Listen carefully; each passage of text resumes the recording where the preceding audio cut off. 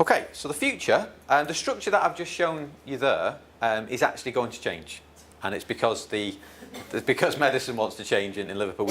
We've got a new Dean of Medicine who arrived last year, and she has very high aspirations for what's going to now happen in Liverpool. And one of the things that she wants to happen is more consultant involvement with the students. So money is transferred from the school to the hospitals with an expectation that consultants actually get involved with students in all years to supervise and teach them, which is a very difficult thing to make happen within the NHS because so much pressure is on the service delivery. But she has an aspiration that this should happen now. So the entire structure, what you just saw there when it was histories or examinations and then within a page medicine, surgery and so on, the structure now is going to change so that the entire structure of the workbook is around educational supervision. So a consultant now will have an involvement with each student across each year, either one-to-one or one-to-small groups, 1 to 4, 1 to 6, something like that. And so the structure of the workbooks are going to reflect an ongoing aspiration that we've got to have more senior clinical input into the students.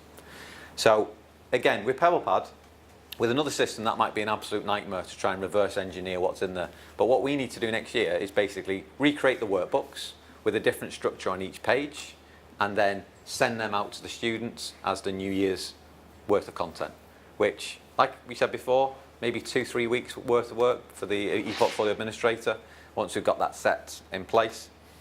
So that's going to be the new structure for this year.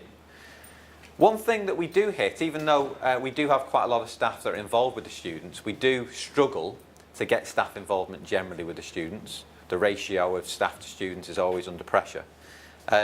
So one thing that we're considering doing is they do have mentors, student mentors from later years to early years. And what we're thinking of doing is embedding the e-portfolio supervision within that as well. So that there's an e-portfolio mentor who's an older student who, not in an official sense, but very much guides a student, an early year student, through what they need to do and how they need to do it as part of a student society process, if you like. So a mentor from the later years, and we're going to explore that this year. The third point there, interprofessional learning. Now, I'm speaking to largely a health-related audience here.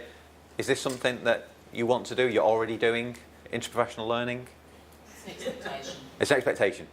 Okay, same at Liverpool. Same at Liverpool. So what we're wanting to do, because if you look at authentic assessments and an authentic experience, the world of work that our doctors are going into always work in these multidisciplinary teams.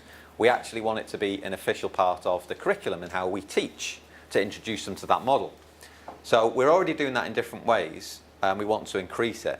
But one thing that we've experimented with that's worked really well, that again could feed into the e-portfolio on what we assess, is the use of physiotherapy students in our case, final year physiotherapy students, teaching our first year medical students about disability awareness. And it's been quite a novel, successful idea to involve both different cohorts of students in one activity. And the way we've done it is that we have the same session, supervised by a member of staff over lots of different groups, but led by the health science student, the physiotherapy student, and they make the students aware, the medical students, of what it's like to live with a disability. At that point, they've dealt with patients in the clinical setting, much more than our medical students, and they lead the session. And the dual learning outcomes are basically the same activity, but you have different learning outcomes for the physiotherapy student and for the medical student from the same session. And that's gone down really well last year. Great student feedback. The medical students can be a little bit elitist, and so when it comes to working with other disciplines from the same year, sometimes reject it, but from an older year students, they didn't reject that at all, and it went really well. More experience, more mature, and that's gone really well this year. So we're hoping to improve that and embed that within the e-portfolio in an explicit way. We're also going to bring in compulsory evaluation into the curriculum, basically to ensure that we get 100% feedback on certain elements of the programme. and how the teaching goes and how the placements are going. At the moment it's about 80%, and we want to improve it. So it's basically going to be part of the e-portfolio, which is, it's going to be an interesting thing to see how it's taken, because I don't know about your students, but ours have evaluation fatigue. Do your students have that a little bit? So introducing compulsory evaluation isn't necessarily seen as a popular thing, but it's something that has to happen for our own quality assurance. So we'll see how that goes. We're also embedding the induction process into PebblePad, so that some of those online learning resources to guide people through fire safety and so on can be gone through the portfolio. We're doing some research with Leeds Medical School about recognising from the data we've got. There's a huge amount of data over the last few years. Leeds have been doing this for about 10 years. We've been doing it for 5 years. And we have lots of staff who've worked in both places. And we're starting a joint research project so that we could use the data to recognise patterns when it comes to student behaviour, to identify and anticipate those that need support before they need it. So we think that we've got enough data now to actually come up with those models and predict students who need extra support before they need it. So very early days of the project, but it's quite exciting. Another thing that's happening, PebblePad down the years, the online and offline side of things I've talked to you about, where they've improved drastically in that area. The actual view of the front end of it as well, over the time I've been using it, has improved a lot, where in the past it was a flash-based system which didn't work on certain devices or presented you with a different version. Now the front end is consistent across all devices, which is a huge step forward. The last real remaining area for PebblePad to be seen as a comprehensive assessment solution is the reporting side. So I showed you some of the things you could do with the reporting, and PebblePad recognised that in terms of collating the information together and getting overviews and the things that you mentioned before, that's an area that they are developing right now, because they know that it needs to be better in that area. So that's something they're putting a lot of resource into, and hopefully when they get to that point, they've listened to clients in the UK and other parts of the world, and we'll have a more complete system which gives you those overviews at the press of the button very quickly, and presents maybe the students. We had the question about students wanting to see their own reports and so on. That functionality hopefully is going to be part of that fairly soon, and that needs to develop a bit. It does some good things, but you're required to do some manual work at the back of it for that reason. Okay, so the last thing just to talk about are things I've learned from the process, observations and recommendations. So, first point here is about the tensions that we work within, and don't ignore them. Accept them. They are there. They're part of the real world.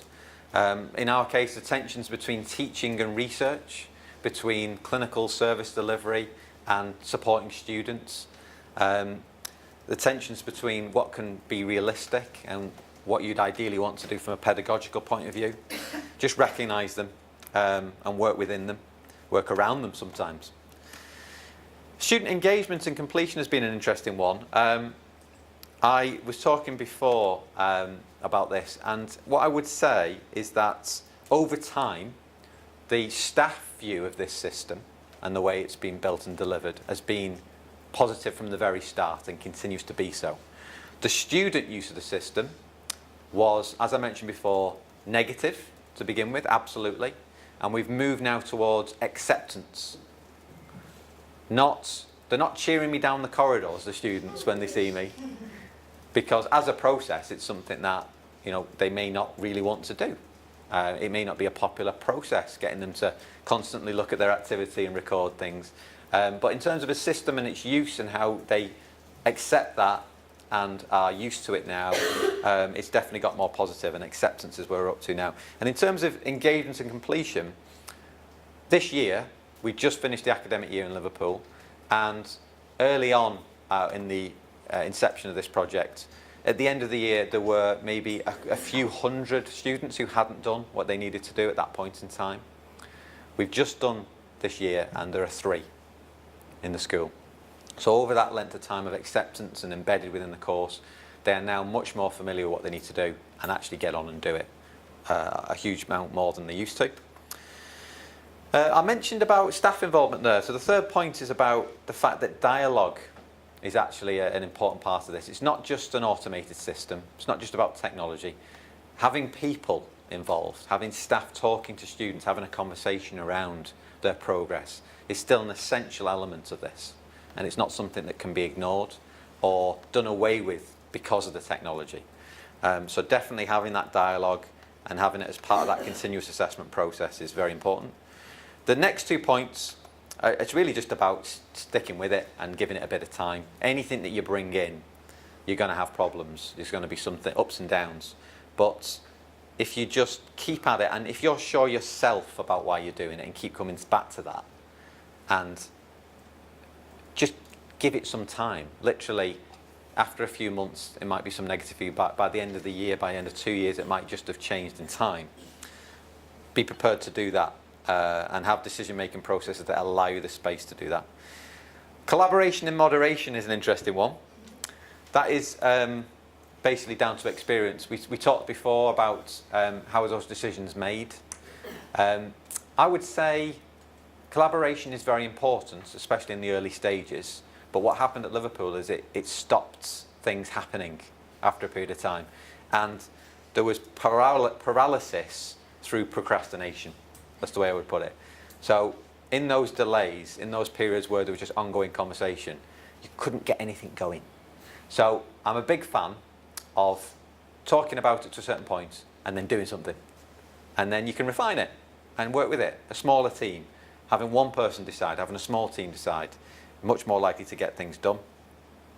And then the last point there, on this slide, minimum competency is something that we all have to deliver, I think, in health education.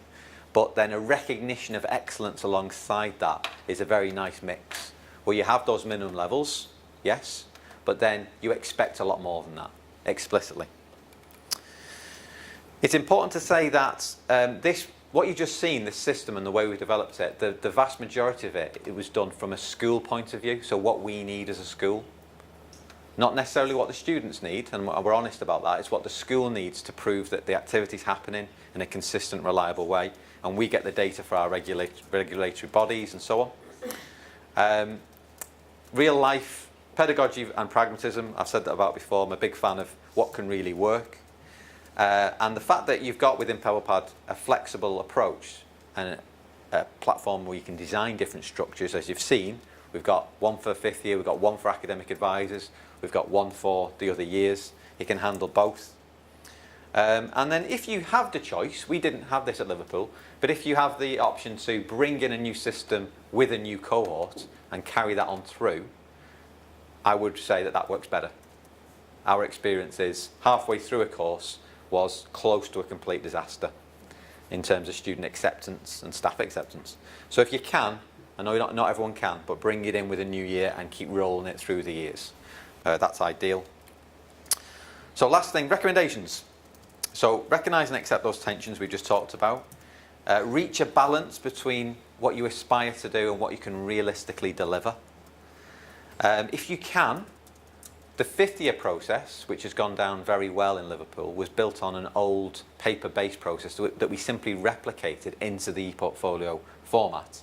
And that went really well because the staff and the students, particularly the staff, were already used to that and they just had to log into a system to do it rather than do it on the carbon copy paper. So if you can build on existing processes and practices, that's ideal. I do think you need timetabled hours for this activity, both for staff and students. So if you want it to be treated seriously as a process, recognise it in the timetable. We do that for everything else for students that we want them to do. So why would this be any different? And the same for staff who need job plans in the UK, organising and academic teaching timetables and so on. Recognise it as an activity with time. We underestimated how much support was needed. We did. They just employed me. They were wrong. We needed more. The support and training is considerable. I'm not going to disguise that. For any system you bring in, any change you bring in, that's a significant consideration from the very start. Our model of students bringing their own devices, bring your own device model, works. I'd recommend it. I think now it's ubiquitous. personal use of personal devices. But what I would say is that you have to have a loan option for those students who don't have them. So a lot of our students have devices that they break, or a lot of them drop them in the bath, for instance, we've had as an excuse. I haven't asked why, I haven't gone into that. But they basically break or lose their phones, and they need something to replace it so they can carry on with their clinical activity. So we have a bank of loanable mini tablets that we can loan out for the whole year, get them back in on a library fine scheme, and that covers the gap and makes sure no student's disadvantaged. So that's been very important. I would say the formative and summative mix has to be right. You have to have a summative element, in my opinion, but if you have regular formative tasks that are continuously assessed or monitored at very least, but an overall summative goal, that's a nice blend. We mapped the structure of the portfolio to the curriculum in something the students recognised, and that worked. When we tried to do it via learning outcomes, it didn't. Maybe we could go back to it now and try again, but our experience was that it has to be something the students recognise and it's clear and obvious. If you can, the offline side of things, try and rationalise it as much as possible. Try and get as few forms created so that there's not a huge list of them. And that takes some time sometimes to do, but I really recommend you do that. Any more than 20 is ridiculous. Any more than 10 sometimes you could say is too much, but try and get down the numbers. It is something that mentorship and supervision should be part of, and it requires that resource, staff and students or both. You do need, in my opinion, a communication strategy around this, a promotional strategy around it, so that everyone's clear about why it's being used, and that information goes out there to your internal audience as much as an external audience. We've got a text system that we use. Our students don't check their email. There's a problem here? Yes. Yeah. Good, okay. Huge. So sometimes now we send texts to get them to read their emails, which is ridiculous, but it works. So the text system is something we use on a very targeted approach to say, this deadline's coming up, have you done it? So on and so forth. And it really works. And it's played a massive part in the completion rates going up. Be prepared to build in reminders and prompts for this if you want them to complete. Keep an ongoing review of the purpose and be clear yourself. Have a clarity of purpose. Why are you doing this? Is it achieving that? And keep reviewing that. And then increasingly, what you'll see in the literature is more and more evidence that e-portfolio projects are being reviewed and researched to produce data now. It used to be quite theoretical, used to be quite educationally driven, but now because more and more systems are being used, there's a fair amount now of new studies or studies out there which have impact based on numbers, based on improvement, based on completion rates and so on. And we're hoping to add to that research with the LEADS project in time. Thank you very much. Thanks for listening.